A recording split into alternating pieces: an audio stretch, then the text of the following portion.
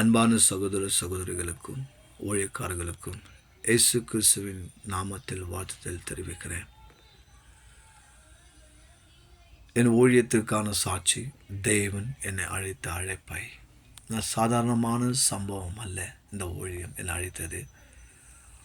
மற்றவர்களுக்கும் என்னோடு பழகியிருக்கிறவர்களுக்கும் நான் தெரிவிக்க வேண்டியது, இது நான் திட்டமிட்டதோ அல்ல, மற்றவர்கள் தேவன் திட்டமிட்டது. இது நான் திட்டமிட்டதல்ல, இது தேவன் திட்டமிட்டது. தேவன் நடத்தினது, தேவன் நிறைவேற்றினது. நான் ஓரளவிற்கு கூட எதிர்பார்க்காத இந்த தேவ அழைப்பு, ஜீவ ஒளி திருச்சபையில் நான் போதகராக இருப்பது. பல ஆண்டுகளாக நான் ஜபம் செய்தேன். என்னென்னா, 40 வருஷத்துக்கு மேலாக என்னுடைய தொழில், இந்த ஒரு நிர்வாகத்துக்கு வேலை செய்யணும். ஒரு நிறுவனத்தில் பெரிய கம்பெனியில் வேலை செய்து சம்பாதிக்கணும்னு அநேக இது பண்ணணும் ஆசை இல்லை. ஆனால் 40 வயசு வரைக்கும் சம்பாதிக்கணும். உண்மையாக சொல்கிறேங்க, 40 வயசு வரைக்கும் நல்லா சம்பாதிக்கணும். தேவனிடத்தில் அநேக காரியங்கள், ஆண்டவரே, நான் சம்பாதிச்சு நல்லா என்னென்ன தேவையோ நான் சம்பாதிக்க ஆசைப்பட்டேன். ஆனால் 40க்கு மேலே நான் தேவனுக்காக ஊழியம் செய்யணும். இந்த 40 வயதுக்குள்ளாக இருக்கும்போதே நான் கடந்த 10 வருஷமாக வாலிபர் கூட்டம் ஆரம்பித்து இந்தியன் சர்ச் ஆஃப் கிரைஸ்டில் நான் ஞானஸ்தானம் எடுத்து 2002 டிசம்பர் மாதம் 31 ஞானஸ்தானம் எடுத்த பிறகு 10 வருடங்கள் எனக்கு சபை காரியங்கள் நடத்த, சபை தேவைகள் சுய திருவிழந்தில் காணிக்கைகளில் ஒரு கணக்கெடுப்பில் வேலை அழைப்பு தகுதிகள் கிடைத்தது. 10 வருஷம் எடை இல்லாமல் கல்லறையில் கூட ஜெபங்களை நடத்தி வந்தேன். வாலிபர் கூட்டம், மருத்துவமனையில் வாலிபர் கூட்டம் நடத்தின்னு வந்தேன். தொடர்ந்து கிட்டத்தட்ட ஒரு 15க்கு கிட்டத்தட்ட ஒரு 20க்குள்ளே ஒரு வாலிப பிள்ளைகள் நான் நடத்தி கொண்டு ஒரு 10 வருஷம் மேலாக ஊழியம் செய்து வந்தேன். தேவன் நடத்தினது, தேவன் நிறைவேற்றினது. எப்போதும் அதுதான் நான் உறுதியாய் சொல்லுவேன். ஆனால் நான் 40 வயதுக்கு மேலே ஜபம் வேலை செய்யக்கூடாது. ஒரு சிறிய தொழில் செய்து தேவ ஊழியத்துக்கும் அவர் ராஜ்யத்துக்கும் காரியங்கள் செய்யணும். இதுதான் என்னுடைய அழைப்பு, இதுதான் நோக்கமாக இருந்து நான் மறந்துட்டேன் கம்ப்ளீட்டாக. ஆனால் தேவன் மறக்கலை என் ஜபத்தை. காலம் இப்படியாய் கடந்தது. தேவன் கொடுத்த அழைப்பை நான் ஏற்றுக்கொண்டேன். முழு மனதுடன் ஒப்புக்கொண்டு, தாழ்மையுடன் ஏற்றுக்கொண்ட இந்த ஊழியத்தை. அவருடைய திட்டம் என்னுடைய திட்டத்தை விட பெரியது. அவருடைய வழி என் வழியை விட உயர்ந்தது. இனி நான் என் வழியினால் அல்ல, என்னுடைய வழியினால் அல்ல, அவருடைய வழியில் நடத்தப்பட வேண்டும் என்று நான் முழு மனதுடன் ஒப்புக்கொண்டு, என்னை தாழ்மைப்படுத்தி கொண்டு, முழு மனதோடு நான் தீர்மானித்து ஊழியத்தை ஒப்பு கொடுத்தேன். அவர் ஊழியத்திற்கு நான் முழு மனதோடு நான் தேவனுக்கு ஒப்பு கொடுத்தேன். நான் அநேக நாட்கள் இந்த சோழவர கிராமத்தில் நான் பயணம் செய்திருக்கிறேன். நான் பிறந்த ஊர் சோழவர கிராமம். என் மக்கள் அநேக பேர் ஊழியத்தில் அவங்களோட குடும்பங்களை பார்க்கும்போது, அங்கே இருக்கிற என்னோடய கிராமம் எல்லாமே எனக்கு உறவு முறைகள் தான். யாரும் வெவ்வேறு மனிதர்கள் இல்லை. எல்லாரும் என்னோடய அண்ணன், தம்பி, மாமன், மச்சான், அக்கா, அண்ணன், அம்மா, தந்தை இப்படி தான் அநேக என்னோடய குடும்பங்கள், அநேக உறவுனால் இணைக்கப்பட்ட கிராமம் என்னுடைய சோழவர கிராமம். என்னுடைய சோழவர கிராமத்தில் எப்படியாவது ஒரு ஊழியத்தை தொடங்கணும். கர்த்தருடைய நாமத்தை என் ஜனங்கள் அழிந்து போகக்கூடாது. என் ஜனங்கள் பின்மாற்றத்துக்கு மறுபடியும் ஆண்டவரை தேடி அவரை பின்பற்ற வர வேண்டும். அநேக நேரம் நோக்கம் இதே அநேக நேரம். ஆனால் ஒரு நாள் முடிவெடுத்து ஆண்டவரை ஜெபித்து இங்கே ஒரு ஊழியம் நம்ம தொடங்க வேண்டும்.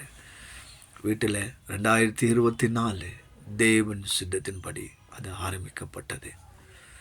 அதுக்கு முன்னாடி 2023 ஏப்ரல் மாதம் என்னுடைய சீனியர் மேனேஜர் ஐடி என்ற பதவி வேலை காரணமாக ஒரு வேலை இழந்தது எனக்கு தெரியல. சில நாள் வருத்தம் பாரம் இருந்தது. நான் வருடத்துக்கு 15,60,000 ரூபாய் என்னுடைய சம்பளம். Senior manager ID. மாதம் கிட்ட எனக்கு 1,30,000. பல ஊழியங்கள் அதிகப்படியான நேரம் செய்யும்போது எனக்கு கூடுதலாக பணம் ஒரு 1,50,000 மேலாக கூட கிடைக்கும். இந்த 2023 அந்த வருடம் சரியாக 40 வயது கடந்து முடிந்தேன். தொழில் கையில் இல்லை, தொழில் இல்லை, வேலை இல்லை, வசதிகள் இல்லை, எதுவுமே இல்லாமல் தேவனுடைய ஊழியத்தை நான் ஒப்பு கொடுத்தேன். தேவனுடைய ஒரு பொருந்தை பண்ணினேன். மற்ற அந்த ஊழியத்துக்கு அடையாளம் உறுதி வேண்டாம்ப்பா. ஏன்னா இந்த கனமான ஊழியத்திற்கு முக்கியம் எனக்கு அதை தெரிந்துக்கணும். எல்லாரும் பண்ணுறாங்க, நானும் பண்ணலான்னு சொல்லிட்டு அந்த ஊழியத்தை அப்படி இல்லை. ஒரு தேவனிடத்தில் உறுதி, இந்த கனமான ஊழியத்துக்கு ஒரு உறுதி. அப்பா இடத்துல ஜெபித்து நான் கேட்டேன். நான் 10 வருடங்களுக்கு மேலாக நான் ஊழியம் செய்தவன் தான். இருந்தாலும் கூட இந்த கிராம மக்களை கனமான ஊழியத்தை நான் செய்யணும்னா என் தேவன் எனக்கு ஒரு காரியங்களை வெளிப்படுத்தணும். அதே போல் தேவன் 6 மாதங்கள் முடிந்தது. ஒரு வீட்டில் ஊழியத்தை தொடங்கினேன். 6 மாதம் முடிந்து உடனே முடிகிறதுக்குள்ளவே தேவனுடைய அற்புதமான திட்டம், அதிசயமான செயல்கள் யாராலையும் எண்ணி பார்க்க முடியாது, நினச்சி பார்க்க முடியாது. தேவன் செய்வார். அல்லேலூயா. தேவன் ஒரு சபை எனக்கு கொடுத்தார். 26 வருடங்கள் 30 வருடமாக பாழாய் கிடந்த என்னுடைய வீடு சாபத்தினாலும் பாழடைஞ்சு வீடு, வருமானம் இருந்தும் வீடு கட்ட முடியாத இருந்த சூழ்நிலை. நான் ஒரு வீட்டில் கூட்டம் நடத்தின போது தேவன் அந்த இடத்தை ஒரு சபையாக, நம்புறீங்களா இல்லையான்னு தெரியாது என் அருமையான சகோதரிகளே, ஊழியக்காரர்களே, விசுவாசிகளே, நீங்கள் நம்புறீங்களா எனக்கு தெரியாது. நம்ப முடியாத ஆச்சரியமான என் கண்கள் நடத்தினது தேவன். 2 மாதத்துக்குள்ள சபை கட்டப்பட்டு அங்கே சபை ஜீவ வழி திரு சபையாக என்று நின்று இருக்கிறது. இது என்னுடைய சித்தம், என்னுடைய வேலை அல்ல, தேவனுடைய வேலை. சபை அங்கே உருவானது. தேவன் ஒரு சபையை கொடுத்தார். என்னுடைய விசுவாசத்தின் மேல் அல்ல, தேவன் மேல். நான் அந்த சபையை கொடுத்தோன்னே ஒரு தீர்மானம் பண்ண, ஆண்டவரே எங்கள் ஜனங்க இல்லை, கிராமத்தில் ஜனங்க இல்லைன்னா கூட பரவாயில்லப்பா, ஒரு நாற்காலிகளுக்கு சேர், அதுக்கு நான் பிரசங்கம் பண்ணிட்டு போவேன். இந்த விசுவாசத்தோட தேவனுடைய சபை கொடுத்த நாள் என்று என்னை யோசித்து நான் ஜெபித்தேன். தேவன் அதை நிறைவேற்றினார். இந்த விசுவாசத்தோடு நான் உண்மையில் ஒப்புக்கொள்கிறேங்க. தேவன்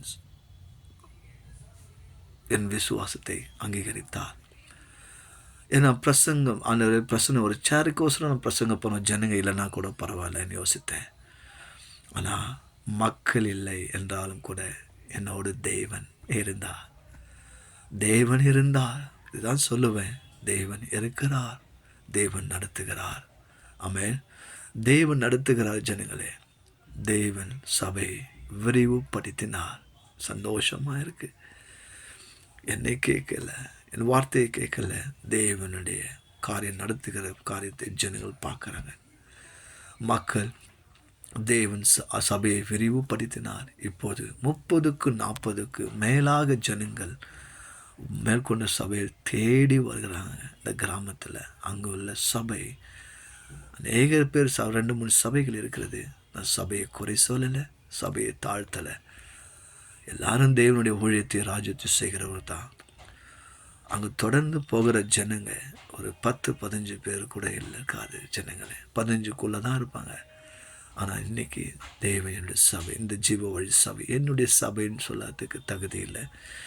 ஜீவ வழி சபையில் தேவன் 30-40 மேற்பட்டோ ஆண்டவர் ஆத்மா தேடி வந்து கொண்டிருக்கிறாங்க. தேவன் சபையை உறுதிப்படுத்தினார். இது மனிதனுடைய வேலை அல்ல. இது நான் செய்வதற்கு முன்னாலே தேவன் செய்துட்டாருங்க. நான் யாரையும் கூப்பிடல.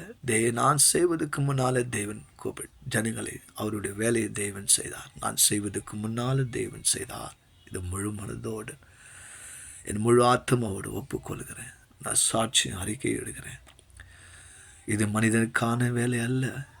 இந்த ஊழியம் தேவனுடைய கிருபை முழுக்க 100% அவருடைய வேலைக்காக இந்த காரியம் சபை உருவானது. இன்று நம்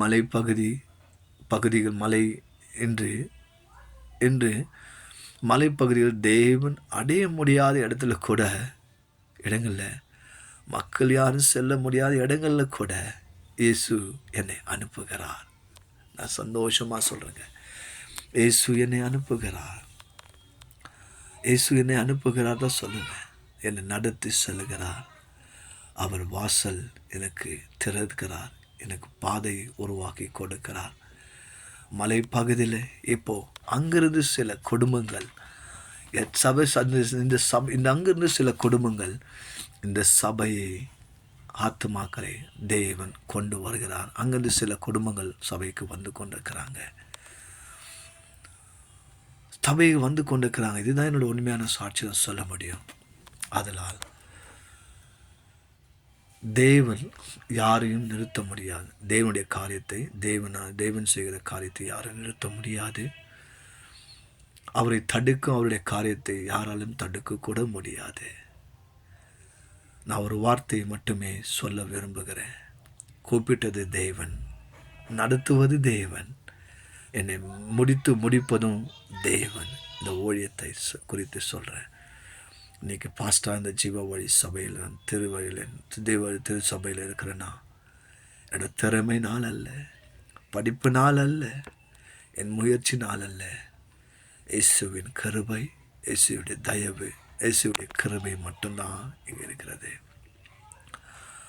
அவருடைய அழைப்பு உண்மையானது. வாக்கு தத்துவம் உண்மையானது. அவருடைய செய்கை நம்ப முடியாத ஆச்சரியப்படுத்துகிறது. இன்றைக்கு சபை ஒரு ஆத்ம ஞானத்துக்கோசரம் காத்து கொண்டிருக்கிறாங்க. தேவன் ஆட்களை சேர்க்க முடிவு செய்திருக்கிறார். கர்த்தருடைய நாமம் மகிமைப்படுவதாக. 1 தெசலோனிக்கர் 5:24 சொல்கிறது போல, என வரவைத்தவர் நம்பிக்கை கூறியவர், அவர் அதை நிறைவேற்றுவார். கடைசியாக இதை வார்த்தை சொல்லி நான் முடிக்கிறேன்.